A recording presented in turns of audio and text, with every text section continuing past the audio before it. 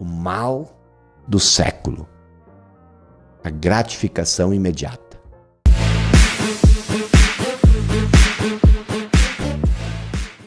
Agora eu quero te perguntar o seguinte.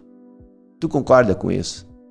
Eu só te largo bola quente. Tu nunca mais vai me chamar pra fazer podcast. Esse vai ser o podcast mais longo. O que acontece? Vamos... Você tem que falar da imaginação do Einstein ainda, maior conhecimento. Mas nós estamos falando disso, presta atenção. A insatisfação é um estado de consciência. Tá bom. Então, não estou satisfeito com o resultado que eu obtive, com a situação da minha vida, com o meu relacionamento, com a minha casa, com o meu corpo. Isso, então... Com o meu dinheiro na minha conta do meu banco. Então, a insatisfação cria transformação. Você diria para mim que a maioria das pessoas estão satisfeitas ou insatisfeitas? A maioria das pessoas estão insatisfeitas. E a maioria das pessoas... Se isso fosse a premissa da mudança... Se isso realmente fosse a premissa da mudança, as pessoas... Mudaria. A pessoa está insatisfeita, ela reclama a vida inteira e não faz nada. Então, peraí. Essa sua linha de raciocínio fez sentido. A maioria das pessoas não estão mudando, estão insatisfeitas. E vou te fazer outra pergunta. Não bateu uma correlação. E vou te fazer uma outra pergunta em cima disso. Presta atenção. E se você está insatisfeito e busca a transformação, por que você quer a transformação? Porque você quer evoluir. Não, porque você quer estar satisfeito. Exato. A evolução vai me trazer uma satisfação. E se te trouxer a satisfação e a satisfação não produz mais mudança, tu vai estagnar ali? Sim. A não ser que tu te torne insatisfeito de novo. Certo. E daí tu busca outra transformação. E daí tu vai ficar a vida inteira insatisfeito buscando a satisfação. Isso é um jeito inteligente de viver a vida? Tem algo errado nisso. Não, mas peraí, mas calma. Ó, se toda vez que eu fico insatisfeito busco a melhoria e fico satisfeito, eu melhorei o meu entorno. Eu melhorei as pessoas ao meu redor. Aí depois eu fiquei num platô, fiquei insatisfeito de novo, busquei uma melhoria, melhorei o meu entorno. Acho que é uma busca, é uma forma... Mas você quer ser insatisfeito a vida inteira? Não, eu não quero. Eu quero crescer. Eu quero ser... Por que tu quer crescer? Não, eu quero ter paz... Acho que os seres humanos querem ter paz interior. Exatamente! Paz interior. E o que traz a paz interior? Pra mim, paz interior é a convicção que eu dei meu máximo, que eu tô vivendo na minha essência. E o que é viver? Próximo das coisas que eu valorizo, gosto, amo. Mas Joel, esse que é o grande problema. Sabe qual que é o grande problema? O grande problema é o seguinte, presta atenção. Isso tudo desemboca na teoria da cognição de Santiago, Humberto Maturana e Francisco Varela. Só que eles só fizeram uma descoberta e eles não ficaram muito chocados com isso e não deram o devido valor. Mas presta atenção, o que acontece? Todos nós podemos ter 2 pontos de referência na vida, entendeu? Um ponto de referência, o que é um ponto de referência? A partir do qual você constrói tudo. E esse ponto de referência pode ser a mente, ou ele pode ser a nossa essência, que é a consciência, que é um estado de consciência. E essa é a grande sacada da transformação. Quando você se identifica com a mente, o que é a mente? A mente... Você pode ter a mente condicionada e a mente incondicionada. A mente condicionada, porque do que nós estamos falando? Nós estamos falando de evolução, você quer evoluir. Isso não é a mente que cria a evolução. A mente, quando você se identifica com a mente, você entra nesse ciclo de prazer e dor, prazer e dor, prazer e dor. Você busca o prazer, mas o lado oposto do prazer é a dor. E isso é uma disfunção do ser humano. Isso é uma doença grave. Entendeu? Quando você se liberta disso, porque a evolução não é coisa da cabeça. A evolução, ela é inerente a quem nós somos. As pessoas dizem o seguinte, mas se eu parar esse processo de dor e prazer, eu vou parar de evoluir. Não, é aí que você vai evoluir. Só que a evolução, ela não vem mais da cabeça. A evolução vem de dentro. Aí tu pergunta, mas do que é de dentro? é disso que Jesus chamava do reino dos céus. É disso que ele dizia ao Pai que está em mim. Porque nós temos um poder gigantesco, mas esse poder, ele é bloqueado pela ideia que a gente cria sobre nós. A teoria da cognição, ele falava sobre isso. Então, eu e você e todos os seres humanos, eles são criadores por natureza. Se você parar com essa disfunção mental, você vai continuar criando, só que você não vai mais depender da sua criação, do resultado. Lembra da história que eu te contei? Da performance? A maioria das pessoas, elas buscam... Não, a maioria não, todos nós buscamos um veredito. O que é um veredito? Um julgamento final, que é você quer ser importante e você quer ter valor, certo? Então você quer ser importante, você quer ter valor. Então você fica performando o dia inteiro e você fica procurando esse veredito. Será que eu sou importante? Será que eu tenho valor? E quem diz isso para você? As outras pessoas. Através do quê? Da sua performance. E isso faz com que todo dia você se coloque num tribunal. Todo dia você está sendo julgado. E isso torna a tua vida um inferno. O que você precisa fazer? Você precisa buscar esse veredito dentro de você, buscar o valor, buscar o seu senso de importância dentro de você. Aí você já tem o veredito, você sai do tribunal e agora você está livre para performar do jeito que você quer. Quando o Einstein diz, por exemplo, a imaginação é mais importante que o conhecimento, ele mexe na estrutura de toda a crença da humanidade. Para você usar a imaginação, você precisa se separar do conhecimento, entendeu?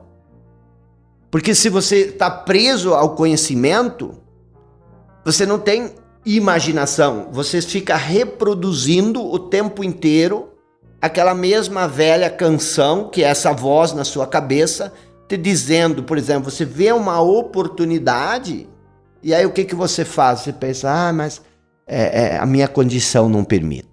Uhum. O que é a condição? A condição é a areia movediça, é o atoleiro onde você está preso. Por que você vive na condição que você vive? Boa pergunta, essa eu ia te fazer. Você vive na condição em que você vive porque você criou essa condição através do conhecimento. E qual é a dificuldade de você sair dessa condição? O conhecimento que criou essa condição justifica, argumenta, avalia que você não tem condições para sair da condição que ele mesmo criou. Porque se você tivesse um outro mindset, você nem estaria preso nessa condição em primeiro lugar. Tá entendendo? Ele justifica para te dar conforto. E aí vem essa questão, presta atenção. O que é a zona de conforto? A zona de conforto. A zona de conforto é um pequeno círculo onde você está dentro. E essa zona de conforto, a zona de conforto todos nós temos. E nós sempre vamos viver dentro da zona de conforto.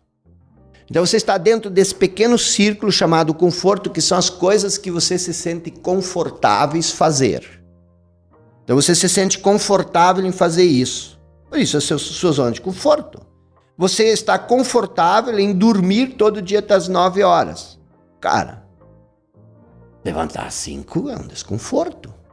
Você se sente confortável em comer aquela torta com que tu não sabe o que é isso já, mas é uma torta com nata, chocolate branco e morango. Aquilo é delicioso. Então você está confortável em comer aquilo. E tá tudo bem. Só que o que acontece? Aí você diz o seguinte: os teus sonhos, tudo, a zona de conforto é tudo que você tem. E tudo que você não tem está fora da sua zona de conforto. E se você disser o seguinte: bom, eu quero isso, que está fora da minha zona de conforto. Isso está fora da zona de conforto. Agora, quando você dá um passo fora da zona de conforto, o que acontece? O que você encontra? Adversidade. E quando você encontra adversidade, o que você faz? Você começou o regime hoje de manhã, a dieta. Eu não vou mais comer açúcar. E aí, ao meio-dia, você se depara com aquela torta de nata, chocolate branco e morango. Você olha para aquilo e você diz: esse eu não posso perder. Não, mas comecei dieta. Não, mas... Aí você acaba voltando para a zona de conforto. Você volta para dentro do círculo. Você deu um passo fora e você volta. Você desistiu da academia. Você desistiu, deixou o livro de lado. Quer dizer, você volta para a zona de conforto. E por que você faz isso? Por quê? O mal do século. A gratificação imediata. Você quer a torta agora, você não quer pagar o preço. Só que tem um detalhe. Se você quer emagrecer, ou se você quer mudar e tudo mais, e você não sai da zona de conforto, e se aquilo que você quer tá lá fora, como é que você resolve essa equação na cabeça? Quando você come aquela torta, quando você deixa de ir na academia... Aquilo é bom. Como é que você resolve essa equação? Eu quero perder peso, mas eu não quero parar de comer o que eu como. Você diz, quando você come aquele... dane-se meu peso, eu vou continuar gordinho, pançudo, pançuda, dane-se, ferre-se, eu quero esse chocolate. Você não diz isso. O que você diz? Como é que você resolve essa equação na sua cabeça? E esse é o segundo grande problema. Inconscientemente, a gente acha que vai haver alguma coisa, que alguma coisa vai acontecer que vai resolver o nosso problema. Isso é inconsciente. Você pensa, amanhã eu vou começar. Não, depois de amanhã. A gente acha que eu chamo isso de pílula mágica. Tá? Você acha que uma pílula mágica vai resolver o seu problema. Agora presta atenção, quando você volta para a zona de conforto, você faz duas coisas. Você busca gratificação imediata, mas você também racionaliza. O que é racionalizar uma coisa? Você cria um argumento racional, e observe isso, para justificar por que você está voltando. Hoje eu tive um dia difícil. Hoje eu estou muito cansado. Quer dizer, a adversidade que aparece... não é um jacaré, um crocodilo, um gorila, um King Kong.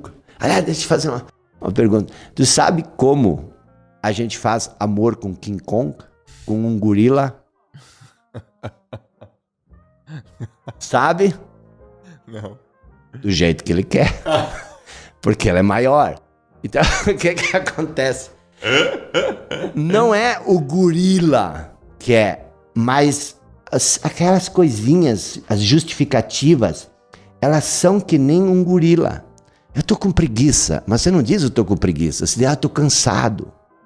E aí, você, do mesmo jeito que a gente cede pro gorila, porque ela é maior, a gente cede para essas preguiças, para essas coisinhas, e a gente racionaliza isso, sempre com um argumento junto. E aí, no fundo da consciência, a gente tem essa ideia da pílula mágica. Só que chega um momento lá na frente, que a gente percebe que essa pílula mágica não existe.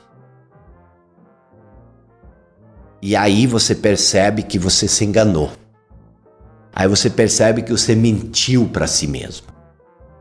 E se eu mentir para você 1, 2, 3 vezes, o que acontece na nossa relação? Insatisfação. Não, eu caio, eu perco a moral contigo. Eu me desmoralizo contigo. E quando você fica fazendo promessas para você e não cumpre, o que acontece contigo? Você cai na desmoralização consigo mesmo. Você perde a moral consigo. E o que mais existe no mundo são pessoas que perdem a moral com elas mesmas. Pessoas desmoralizadas consigo mesmo. E aí acontece o seguinte, quando você cai na desmoralização contigo mesmo, você só vai ter 2 caminhos.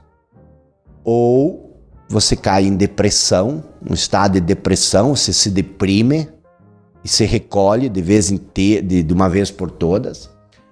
Ou você faz o seguinte, você busca compensações. Arruma um amante. Você arruma um amante. Você começa a beber. Você se revolta e começa a atacar todo mundo. Começa a xingar, criticar, falar mal. Entendeu? Porque o que é falar mal? Quando você fala mal, só uma pessoa desmoralizada consigo mesmo fala mal dos outros. Porque quando você fala mal dos outros, você se sente inferior ao outro. E quando você fala mal do outro, você não aumenta o teu tamanho, mas você separa a diferença que existe entre os dois. Então você tenta desmoralizar os outros porque você está desmoralizado. Isso é muito sério. E isso, Joel, tudo nasce do conhecimento, da mente, do apego, da identificação. Eu chamo isso de falso eu. Onde que ele é bom? Onde que ele é poderoso, potente? O conhecimento? Quando que ele hipertrofia? Você falou que ele atrofia. Quando que ele hipertrofia? Quando você se separa dele e você usa o conhecimento como uma ferramenta. Entendeu? E não como uma identidade. Exato. Porque o que é o conhecimento? O conhecimento ele não é poder. Se conhecimento fosse poder... Olha, eu sou formado em filosofia e eu estudei numa das universidades mais tradicionais em filosofia no Rio Grande do Sul.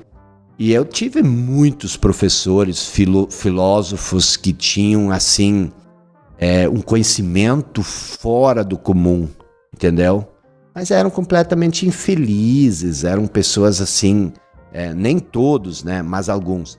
Porque o conhecimento ele é só poder em potencial, se você souber usá-lo. E Napoleon Hill já falava isso, o conhecimento organizado. Mas o que é o conhecimento organizado? Estava olhando ali essa tua sala ao lado aqui, que tem 300 cadeiras. Você não consegue organizar essas cadeiras sem tirar algumas dali. Porque você precisa de espaço. Então o conhecimento organizado, ele precisa ser um conhecimento solto. Que você pode, como as pecinhas de um Lego, você pode organizar ele. E isso você tem que ter consciência. Se você não tem consciência, você tem um monte de conhecimento e você não consegue organizar ele porque você não tem espaço. A consciência é o espaço onde você organiza o conhecimento. E o que a maioria das pessoas faz? Elas se identificam com um conhecimento. E aí vem essa questão das crenças limitantes. Que as pessoas falam, e que me desculpe, mas é uma grande bobagem. Por quê? Porque toda crença é limitante. Se eu acredito que o Joel é bom, isso me limita a acreditar o oposto. Entendeu? Ou que eu sou ótimo. E se acreditar que eu sou ótimo, me limita a acreditar que eu sou excelente. Exato. Então, toda crença ela é limitante. Então, eu vou eliminar as crenças limitantes. Como é que tu vai eliminar? E outra coisa, como é que tu vai identificar uma crença limitante? Boa. Porque a maioria das coisas que nos limita, elas são inconscientes. Tu acredita e tu nem sabe que tu acredita. Tu já pensou, se você tem um farolzinho de luz, uma lanterninha, essa lanterna sai luz. Tu imagina se a lanterna fosse querer entender de onde sai a luz. Aqui tem luz. E ela começa a andar atrás da luz para entender onde que está a luz. Tu não consegue pegar a luz se tu é a lanterna. E a mesma coisa, tu não consegue mudar uma crença limitante que você é.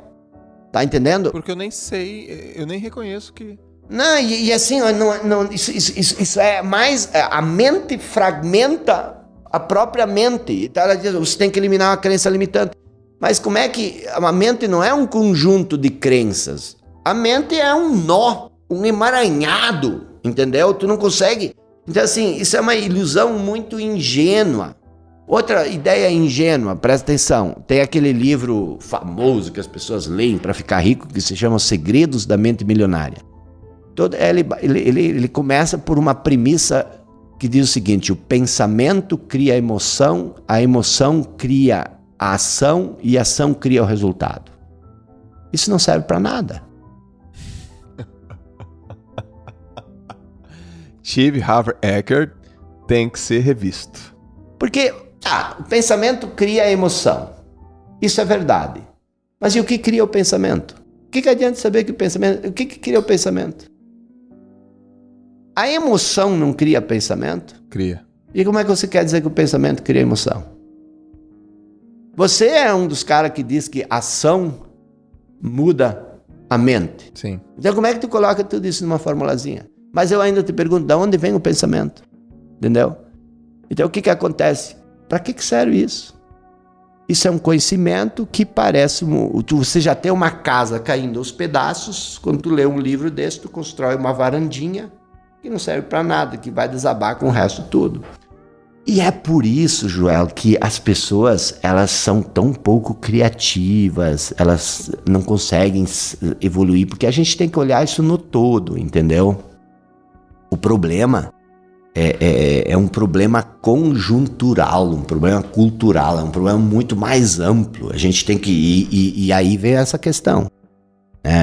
Você e toda essa turma de pessoas que têm voz e que são inteligentes e que vocês têm que parar, entendeu?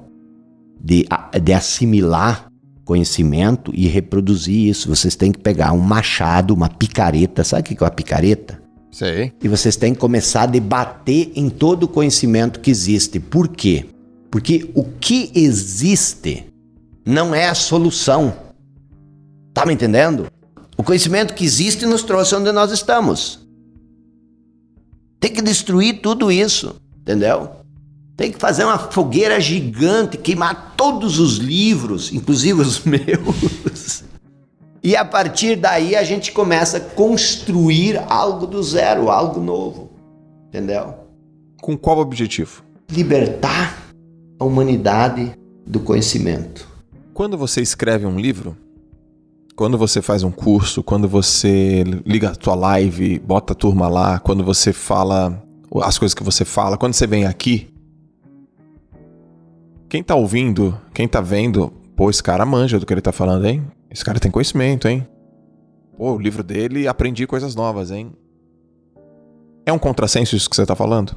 Libertar as pessoas do conhecimento, já que você é um cara que tá na área do conhecimento, na área da, vamos dizer assim, da educação, da construção de uma sabedoria um pouco maior? É um contrassenso, sim.